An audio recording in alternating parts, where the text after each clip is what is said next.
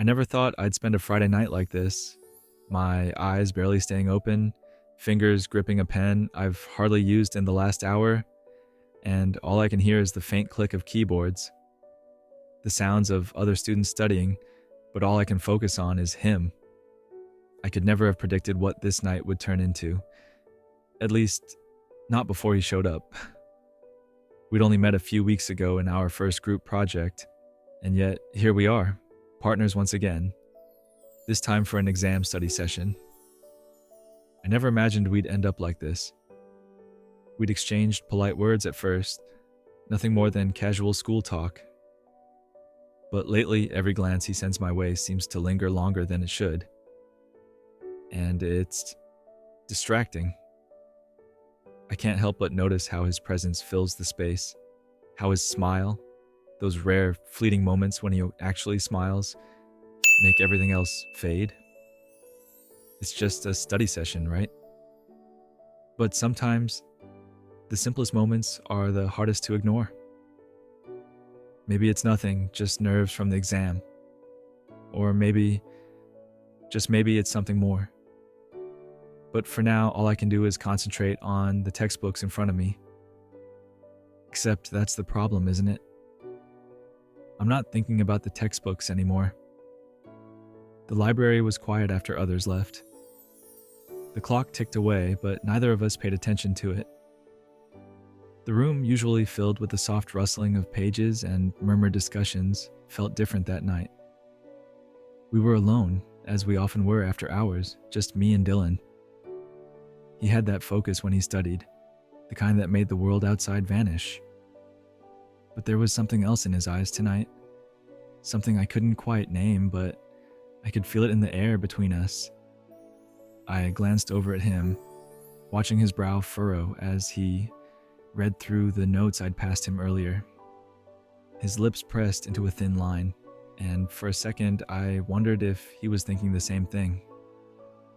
Every time he looked up, his gaze lingered a little longer than usual, and I felt something shift.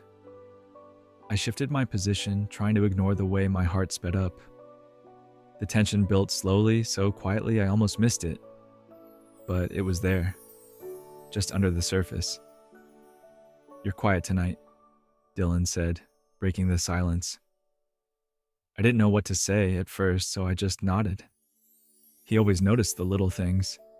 His smile came easy, a small gesture that made me feel lighter. "You know," he said, his voice just a touch softer than usual, "I think we're making good progress on this project." He met my eyes then, and I didn't look away. I wanted to say something. I wanted to speak the words that had been lingering on the tip of my tongue for days, but instead I just gave a tight smile, afraid of what might happen if I let the moment go any further. "Do you ever think about what's next after graduation?" he asked. It was an innocent question, the kind people ask when they're passing time, but his voice betrayed an uncertainty, a longing that made me pause. I swallowed hard, trying to steady myself. "I don't know," I replied, my voice a little too low. "I think about the future, but not much about what happens afterward." I glanced at him again, watching as he closed his notebook and leaned back in his chair. He looked relaxed, but his eyes betrayed him. There was something else there, something I wasn't sure how to interpret. A few moments passed in silence, but it was different now. The space between us felt heavier, more charged.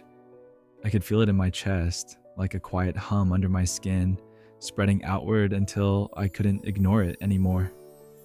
Then, without warning, Dylan stood up and walked over to the window. He didn't look at me, but I could see the tension in his shoulders, the way his fingers gripped the edge of the sill, as if he was holding on to something. "You've been quiet too, you know," he said, his voice lower now, more introspective. "Is everything okay?" I didn't know what to say. My mind raced, heart thudding against my ribcage. Should I tell him? Was I ready to? "I guess I've just been thinking," I said, finally finding my voice. "About everything. Us, the project, graduation. My words trailed off, unsure of how to continue, unsure if I should even say more. Dylan turned to face me then, and his expression was softer, like the guard he always wore had slipped just a little. "About what?" he asked, the words barely a whisper. The distance between us closed, and I could feel my pulse quicken. My mouth went dry as I tried to process the moment. It felt like the room had shrunk, leaving just the two of us, and suddenly, the questions that had been bubbling under the surface felt too big to ignore. I opened my mouth, but no words came. Instead, I stepped forward, driven by something I couldn't explain, something that was far stronger than any hesitation. Dylan didn't move away. We were standing close enough now that I could feel the heat radiating from his body, the weight of the moment pressing down on both of us. I took a breath, and before I could think, I found myself speaking the words I had been avoiding for so long. I think I might like you, Dylan." The words felt like a confession, a risk, and yet, once I said them, I didn't feel regret, just an overwhelming rush of relief. His eyes widened for a second, the surprise evident on his face, but it wasn't the shock I expected. His lips parted as though he might say something, but he didn't. Instead, he took a small step forward, closing the final gap between us. And that's when it happened. The tension that had been building up for what felt like forever finally broke, and all I could think about was the way his eyes locked onto mine, steady and full of something I couldn't name. He leaned in just a little, and I felt my breath catch in my throat. And then, without a word, without any hesitation, his lips brushed against mine. The world outside that room, the deadlines, the project, the expectations, all of it vanished. It was just us finally, after all this time. And in that moment, I realized something. Maybe this wasn't so unexpected after all. There's no rush. Just the quiet sound of our hearts beating in sync. The world outside forgotten. It's more than just a kiss.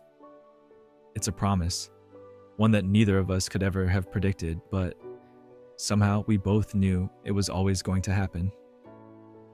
The kiss deepened, as if everything we'd held back was finally being released.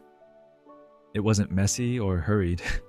It was the kind of kiss that came after everything had been said without words, the kind of kiss that carried years of longing, of unsaid emotions, and of promises that would take time to unfold. And in the stillness of that room, with only the faint hum of the clock and the warmth of his touch, I realized that some things, some feelings can't be planned. They just happen. When we finally pulled apart, our foreheads rested against each other, breathless but content. The room was quiet again, but now it felt different. Warmer, fuller, and more real. "I've wanted this for so long," he whispered, his voice thick with emotion. I smiled, feeling the weight of everything we'd been through together. The late-night study sessions, the stolen glances, the quiet moments of connection, it all led to this. And now, it didn't matter what came next. We had finally found each other, and nothing would take that away. The night outside the window seemed to pause, and for once, the world outside the room felt far away. Just us in this moment, and the quiet realization that sometimes the most unexpected things happen when you least expect them. And so, what had started as a group project between classmates, two minds working together to finish an assignment, had become something neither of us could have planned. In the end, it wasn't about the work we'd done, but the connection we'd built, slowly, quietly, until we couldn't ignore it anymore. Have you ever found yourself in a tight situation with conflicting feelings like this? Like this video and subscribe to this channel to get daily tales of gay love. We are Pride Stories Unfiltered. Your #1 pride.